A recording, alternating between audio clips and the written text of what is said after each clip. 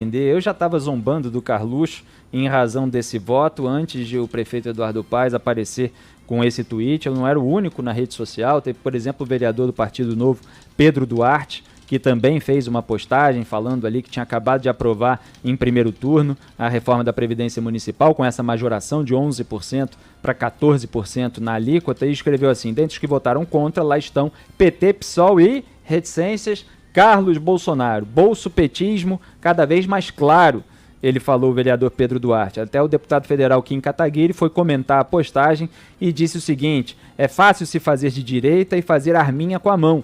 Na hora de votar medida impopular e ser responsável com as contas públicas, o bicho pega. Equilíbrio fiscal não dá like. Me surpreendo mais com o Carluxo ter aparecido para votar do que com seu voto contrário. Então ele deu também uma zombada no Carlos Bolsonaro, mostrando que a família Bolsonaro posa de direitista, liberal, conservadora, como eu falo aqui que posa, mas que não é na prática, e mostrando que não é na prática, com esse voto do Carluxo. Então o liberalismo econômico defende ali a redução da máquina pública, a contenção dos gastos públicos, o equilíbrio fiscal, a preocupação com essas contas públicas, e é natural que a Prefeitura do Rio de Janeiro esteja preocupada com os rombos que existem nas contas públicas e precise dessas soluções que geram uma reação contrária dos grupos que acabam atingidos por ela. Então não é tão popular fazer isso, mas é melhor para a economia em médio e longo prazo. Instantaneamente, né, já acaba sendo melhor, mas é óbvio que incomoda alguns grupos de pressão. Então a família toda ela tem uma série de ressalvas a essas reformas que ela das quais ela posou como defensora na campanha eleitoral de 2018, usando o Paulo Guedes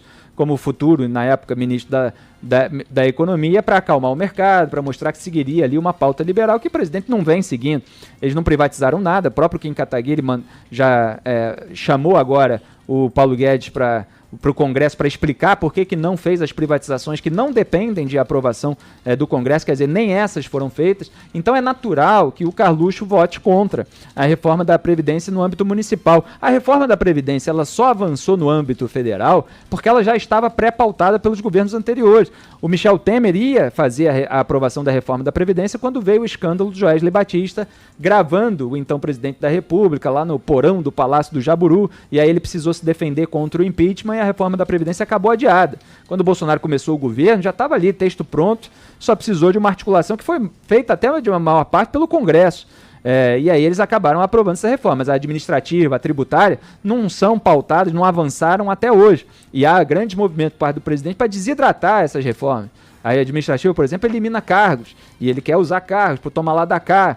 Então, é uma defesa retórica, verbal de certas pautas, e quando a gente vai ver na prática, não tem coragem para aplicar. Foi exatamente isso que aconteceu com o Carluxo, aí ele dá essa velha desculpa bolsonarista.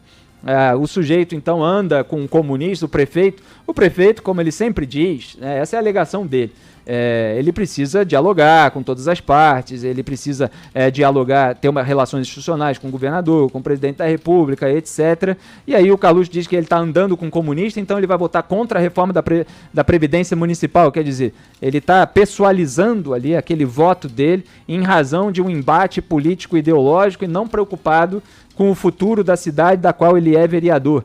Quer dizer, só agrava, evidentemente, o quadro, mas não é de surpreender. Ele que a gente ironiza como vereador federal da República, porque ele recebe o salário pago com dinheiro dos impostos dos cidadãos da capital fluminense, mas atua na comunicação do governo federal, nas redes sociais, informalmente, como um ministro informal do governo. Então, que ele apareça, né, é o mais surpreendente na história. Realmente, o voto em contrário não surpreende aqueles que acompanham em minúcias o debate político em nada.